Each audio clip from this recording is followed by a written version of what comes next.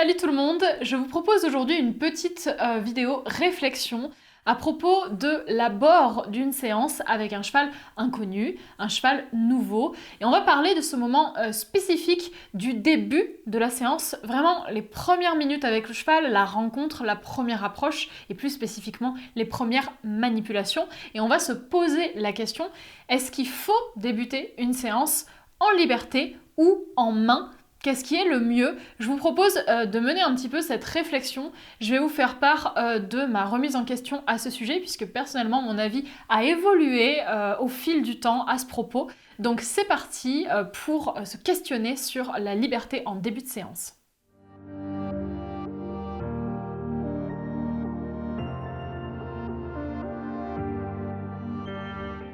La sécurité, c'est un aspect indispensable à mes yeux parce que je trouve qu'il y a trop d'accidents et trop de prises de risques de manière générale avec les chevaux et c'est notamment une des raisons pour lesquelles j'aime autant l'équitation éthologique parce que je trouve que c'est une équitation qui met en avant des valeurs très sécuritaires, peut-être plus que d'autres équitations. Si je parle de sécurité, c'est tout simplement parce que ça a un lien fort avec la réflexion dont on va parler aujourd'hui. Quand j'ai commencé le travail à pied et pendant mes premières années de pratique, dès que je rencontrais un nouveau cheval, mon début de séance, je le faisais obligatoirement en liberté dans le rond de longe. Alors pourquoi ce choix? En fait tout simplement parce que je me retrouvais face à un cheval que je ne connaissais pas, donc je ne savais pas quelle réaction il pouvait avoir, peut-être que c'était un cheval agressif, avec des oppositions, qui pouvait réagir peut-être un petit peu fort, ce genre de choses. Donc je passais en liberté dans le rond de longe parce que pour moi, la liberté dans le rond, ça voulait dire qu'il y aurait des distances avec le cheval assez importantes et par conséquent, qui dit distance dit sécurité. Parce que si j'ai un cheval qui est à 5 mètres de moi, forcément, j'ai pas vraiment de risque de me faire mordre ou de me prendre un coup de pied. Et même si, mettons que le cheval fasse des menaces, comme par exemple un cheval qui charge ou un cheval qui fait une ruade, je trouvais que c'était plus facile de le faire s'écarter ou de le tenir loin lorsqu'on est en liberté plutôt que lorsqu'on l'a au bout d'une longe à une distance forcément plus réduite.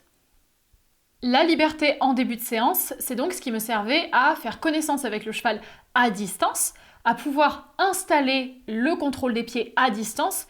Et après, quand je me rendais compte que tout était ok, quand le cheval m'avait prouvé qu'il était fiable, que tout se passait bien, à ce moment-là, je me sentais en confiance et je pouvais donc passer en main et faire des exercices en longe en me sentant bien avec le cheval. Donc pendant longtemps, j'ai fonctionné comme ça. C'était très rassurant et très confortable pour moi, tout simplement parce que ça ne m'exposait pas. Pour autant, ça m'est arrivé quelques fois de ne pas pouvoir passer par cette étape de la liberté dans le rond de longe en premier, pour plein de raisons différentes, soit parce que par exemple le rond est occupé, ou encore parce qu'il pleut et qu'il y a trop d'eau dans le rond de longe. Du coup, quand c'était comme ça, ma séance, j'allais la commencer et puis même la faire en carrière ou en manège, donc en main. Et c'est vrai que en général, quand je commençais en main comme ça dès le début, j'avais quand même la sensation que ma phase de liberté me manquait. Parce que, si j'étais avec un cheval cool, il n'y avait pas trop de soucis, mais si j'étais avec un cheval un petit peu compliqué, la proximité avec lui, c'était quelque chose qui pouvait m'angoisser un petit peu parce que je le connaissais pas, je savais pas encore trop quelle méthode il fallait adopter avec lui, et du coup, ma phase de liberté me manquait. Ça me paraissait vraiment obligatoire d'un point de vue sécurité, ça me rassurait beaucoup de pouvoir apprendre à connaître le cheval à distance. Et ça permettait aussi tout simplement que moi, je prenne mes marques pour avoir confiance en moi et pour qu'ensuite, une fois que j'ai cerné un petit peu mieux le cheval, on puisse faire des choses un petit peu plus compliquées et rentrer vraiment dans le vif du sujet.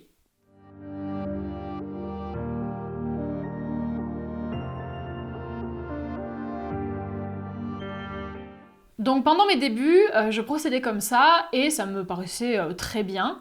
Mais un détail qui est important à noter, c'est que forcément, quand j'ai commencé, j'étais inexpérimentée et mon sens de l'observation, il n'a pas toujours été très développé. Apprentissage en autodidacte oblige, de toute façon, il faut bien du temps pour progresser et de l'expérience. Et c'est vrai que en prenant du niveau au fur et à mesure, au bout d'un moment, je me suis rendu compte que si la liberté, ça me convenait très bien à moi, c'était très confortable pour moi, c'était pas forcément toujours le cas du cheval que j'avais en face de moi.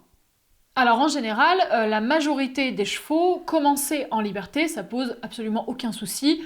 On les lâche, on fait les premiers échanges, les premiers exercices, ils sont en liberté et ça se passe très bien, il n'y a rien de notable à préciser. A l'inverse, il y a des chevaux pour qui passer en liberté par contre ça semble intéressant. Je pense par exemple à des chevaux assez entreprenants, assez collants. Je sais qu'avec ces chevaux-là, j'aime bien commencer par de la liberté parce que justement ça permet de leur expliquer dès le début qu'il y a une distance et qu'il faut respecter quand même un petit peu la distance. Donc pour ces chevaux-là, la liberté, soit ça pose aucun souci, soit au contraire c'est bénéfique. Mais ce que j'ai remarqué au fil du temps, c'est que pour d'autres chevaux, la liberté, ça semblait ne pas correspondre. C'est-à-dire que pour moi, c'est un peu des cas particuliers, ces chevaux-là. C'est des chevaux pour qui la liberté, ça semble vraiment générer beaucoup de négatifs. Et je parle pas de l'échange en lui-même, c'est-à-dire ce que moi je fais par rapport au cheval, mais vraiment juste la notion de liberté, c'est-à-dire se retrouver dans le rond de longe, sans licol, sans longe, sans être tenus, et ils sont livrés à eux-mêmes dans cet espace où ils peuvent bouger un petit peu comme ils veulent. Pour préciser un petit peu plus ce genre de comportement, j'ai eu certains chevaux avec lesquels j'entrais dans le rond de longe, donc en main, avec licol, longe, et là ils étaient bien. On sentait des chevaux assez détendus, qui étaient cool, qui regardaient un petit peu autour, mais tranquilles. Et à partir du moment où je déboucle le licol, où je l'enlève et où du coup je ne tiens plus le cheval, où il se retrouve en liberté et où je lui demande d'aller un petit peu sur la piste, et ben là on se retrouve face à un cheval qui perd complètement ses moyens, qui a peur, qui stresse, on a des déconnexions, on a un cheval qui se disperse, qui va monter en pression tout seul, bref, un cheval qui ne gère pas du tout ses émotions. Pour ces chevaux-là, les mettre en liberté comme ça d'office quand on arrive dans la séance, et ben en fait je me suis rendu compte que c'était les mettre en difficulté. Alors en général, c'est des chevaux qui sont peu sûrs d'eux, des chevaux qui ont peur, qui sont un peu sur l'œil, un petit peu dans la fuite. Pas forcément toujours, mais c'est vrai que en général, c'est ce genre de personnalité-là et de comportement-là que j'ai pu observer. J'ai constaté que pour ces chevaux-là, débuter en main, et ben en fait c'était beaucoup mieux parce que eux, ils en avaient besoin. Ils se sentaient plus encadrés et plus sereins lorsqu'ils étaient tenus et qu'ils étaient du coup au bout de la longe. Donc pour ces chevaux, j'ai commencé à changer un petit peu mon approche et à faire des débuts de séance en main et donc plus en liberté comme j'en avais l'habitude. Et en fait, ça s'est bien passé autant pour le cheval que pour moi et j'ai appris petit à petit à faire des débuts de séance autant en liberté que en main. Alors ça peut paraître vraiment tout bête et hyper simple comme remise en question, mais c'est vraiment quelque chose qui m'a beaucoup aidée par la suite, parce que j'ai été par exemple ensuite amenée à travailler des chevaux dans des environnements où faire de la liberté c'était juste impossible, soit parce qu'il n'y avait pas de rond de longe, ou alors les aires de travail étaient trop grandes, ou alors simplement parce que l'environnement n'était pas assez sécurisé pour lâcher le cheval. Et c'est vrai que d'avoir écouté ces chevaux qui étaient mal en liberté, ça m'a appris à devoir débuter mes séances en main, et du coup ça m'a permis de devenir polyvalente aujourd'hui. C'est vrai que c'est une remise en question que j'aurais peut-être pas fait si j'avais pas rencontré ce type de chevaux-là et si je les avais pas écoutés, parce que moi j'étais très confortable dans mes débuts de séance toujours en liberté. Moi ça m'allait bien, sauf que c'est pas à 100% des chevaux que ça correspond.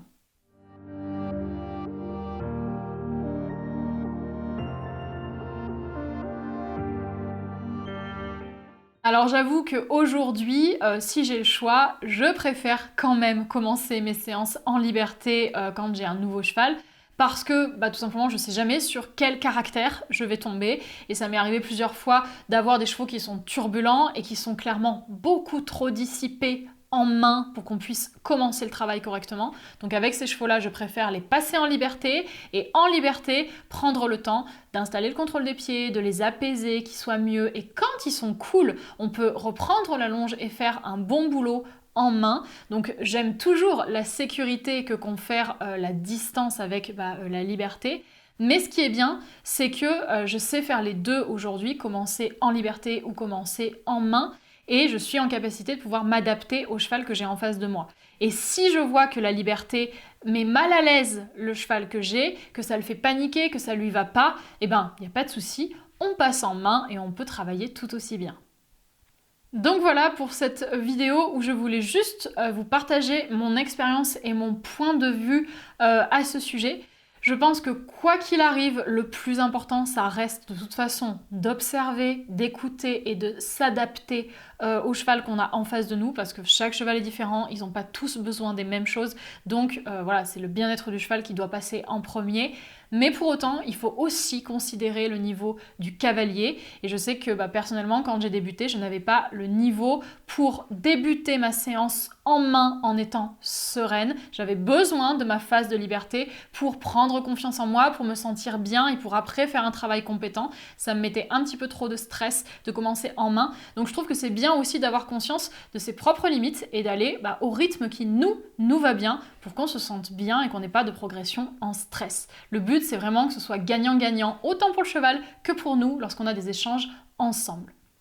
Du coup, le début de séance en liberté ou en main, ça peut paraître une question vraiment hyper anodine, mais pour autant je remarque qu'il y a beaucoup de gens qui ont une préférence entre les deux et d'une personne à l'autre, c'est pas la même. Donc n'hésitez surtout pas à me dire si vous préférez débuter vos séances en main, en liberté, ou si vous vous en fichez complètement. Je vous attends dans l'espace commentaire et on se dit à la prochaine pour une nouvelle vidéo sur Animaiki.